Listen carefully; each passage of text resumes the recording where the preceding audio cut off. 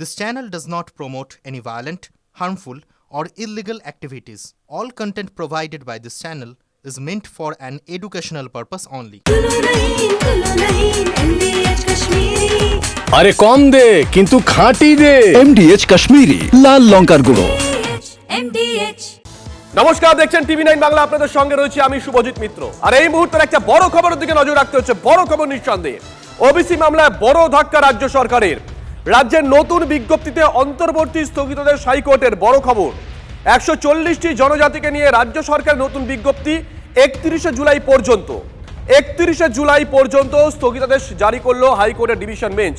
Detail নেব। শ্রাবন্তী আমাদের সঙ্গে টেলিফোনে রয়েছেন, আমাদের সহকর্মী। শ্রাবন্তী, দুটো প্রশ্ন। এক, আজকে হাইকোর্টে ঠিক কি হলো? আর দুই, এর ফলে কি ভর্তি প্রক্রিয়া কোনো রকম ভাবে ধাক্কা খেতে পারে? দেখো শুভজিৎ, যারা মামলা করেছিলেন তাদের আপত্তি ছিল যে যেভাবে নতুন বিজ্ঞপ্তি প্রকাশ করা হয়েছে তাতে সঠিকভাবে নিয়ম মানা হয়নি।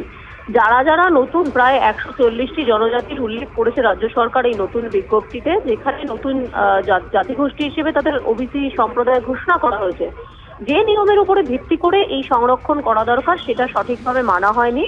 তার কারণ সাধারণভাবে কোনো জনগোষ্ঠীকে ওবিসি সম্প্রদায়ভুক্ত করতে গেলে গোটা জনজাতির উপরে একটা সার্ভে করতে হয়। দেখা যাচ্ছে যে রাজ্য সরকার শুধুমাত্র স্যাম্পল সার্ভে করে, অর্থাৎ জেলায় কিছু কিছু সার্ভে করার পরেই এই রিপোর্ট জমা দিয়ে তৈরি করে দেওয়া হয়েছে।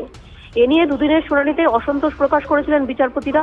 তাদের বক্তব্য, আলাদা করে কেন আইন তৈরি করা হয়নি, কেন বিধানসভায় বিল নিয়ে আসা হয়নি, এমনকি কোনো অর্ডিন্যান্সও জারি করা হয়নি, তাহলে কিসের ভিত্তিতে এই নতুন বিজ্ঞপ্তি জারি হলো? সেক্ষেত্রে আদালতের একটা মনোভাব গতকালই স্পষ্ট হয়ে গেছিল।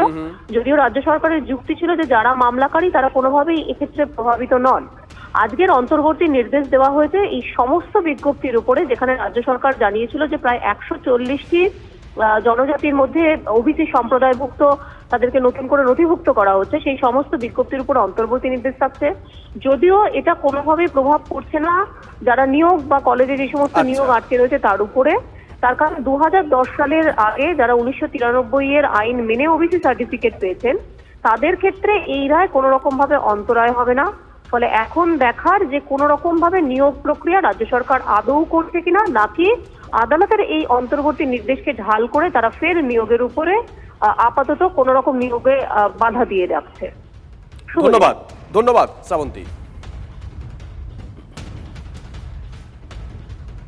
যে সরকার দীর্ঘ বছরের পর বছর কমিশনের কোনো কাজ সঠিকভাবে করেনি, সেই সরকার মাত্র 2-3 মাসের মধ্যে সার্ভে করে রিপোর্ট তৈরি করে জমা দিলেন, এটা কখনো হয় নাকি? ফলে ইতিমধ্যে হাইকোর্টে ভর্সিত হয়েছে। আমার ধারণা এই ওবিসি তালিকা নিয়ে আরেকবার সরকারের মুখ পুড়তে চলেছে।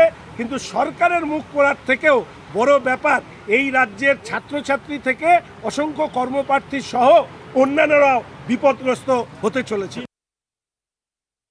অবশ্যই এটা নিয়ে চর্চা হওয়া দরকার ছিল। ওবিসি বিয়ের ক্ষেত্রে যাদের রিজার্ভেশন দিয়েছে অনেক বিতর্ক আছে, আলোচনা দরকার ছিল, তারপরে এটাকে এগিয়ে নিয়ে যাওয়া দরকার। কিন্তু আমরা যেটা দেখলাম এটা হচপচ করেছে।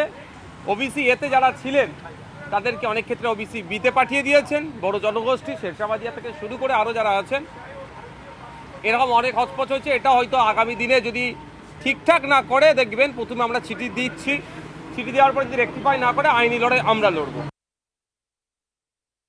তালিকা ঠিক আছে কিন্তু প্রসিজিওরটা ঠিক নেই। তো সেই জিনিসটার ক্ষেত্রে হাইকোর্ট বলবে কোন প্রসিজিওরে সরকার সেইভাবে তারা করবেন। কিন্তু সব থেকে বড় কথা একটাই, যে সামাজিক বা অর্থনৈতিকভাবে পিছিয়ে পড়া যারা জনজাতি, ভারতের সংবিধান প্রতিজ্ঞাবদ্ধ তাদের কাজে আসার জন্য, তাদের সাহায্য করার জন্য, তার জন্যই এই ওবিসি তালিকার প্রয়োজন। এবং সেইভাবে রাষ্ট্র যে সাহায্য করার জন্য প্রতিশ্রুতিবদ্ধ, সেটা যেন না আটকায়, সেটাও দেখতে হবে হাইকোর্টকে। ব্যাক টু ব্যাক আরো একটা বড় খবর। ষষ্ঠ পে কমিশনের রিপোর্ট প্রকাশের নির্দেশ হাইকোর্টের। রিপোর্ট প্রকাশ না করায় বিচারপতির প্রশ্নের মুখে রাজ্য। পে কমিশনের সুপারিশ সরকারের কোনো গোপন নথি নয়, কিসের এত গোপনীয়তা? এটা সমস্ত সরকারি কর্মচারীর জন্য। মন্তব্য বিচারপতি অমৃতা সিনহার। নিজেদের কাছে কেন রেখেছেন এই রিপোর্ট? এত ভলিউমের রিপোর্ট বানিয়েছেন অথচ না প্রকাশ করলে কিসের যৌক্তিকতা? প্রশ্ন বিচারপতি অমৃতা সিনহার। আমি বোঝার চেষ্টা করছি এতে এত লুকোনোর কি আছে? প্রশ্ন বিচারপতির। 1 জুলাইয়ের মধ্যে পে কমিশনের সুপারিশ প্রকাশ করার নির্দেশ বিচারপতি অমৃতা সিনহার। রাজ্যের পে কমিশনের নির্দিষ্ট ওয়েবসাইটে সুপারিশ প্রকাশের নির্দেশ দেওয়া হয়েছে।